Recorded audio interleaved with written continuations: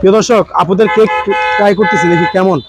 ভালো হলে তো আপনাদেরকে ভালো বলবো, আর যদি খারাপ হয় তাও আমি আপনাদেরকে বলে দিব।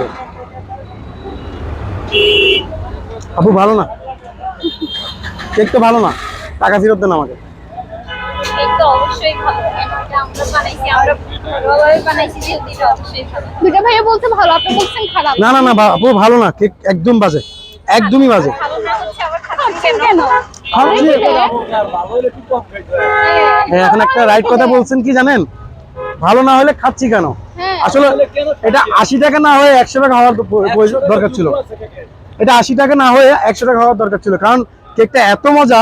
প্রিয় দর্শক, আমি বানিয়ে বলছি না ভিডিওটি ভাইরাল হওয়ার জন্য, তো খুবই ভালো হয়েছে।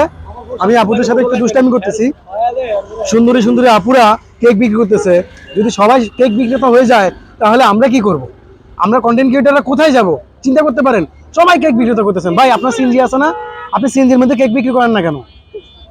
আপনি সিএনজির মধ্যে কেক বিক্রি করেন। আমি পারি না সেই বিষয়ে কথা। কয়েকদিন পর আমি চিন্তা করতেছি আমার ওয়াইফকে দিয়ে ঠেলা গাড়ি দিয়ে আমি কেক বিক্রি করবো, চিন্তা করতেছি। কারণ সবাই দেখতেছি বড় বড় লাখ টাকার গাড়ি নিয়ে কেক বিক্রি করতেছে, আমি আমার ওয়াইফকে দিয়ে যদি ঠেলা গাড়ি দিয়ে কেক বিক্রি করি, সেটা তো একটু আনকমন হবে, তাই না?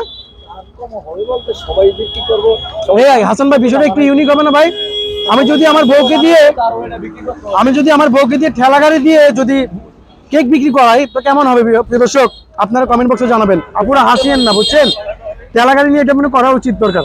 তো প্রিয় দর্শক, আমার ওয়াইফ দেখলে আবার আমাকে মারতেও পারে সম্ভবত। তো ভিডিওটা আজকের মতো এখানে শেষ করছি। সবাই ভালো থাকবেন, আর আপনাদের কেক ভালো কিন্তু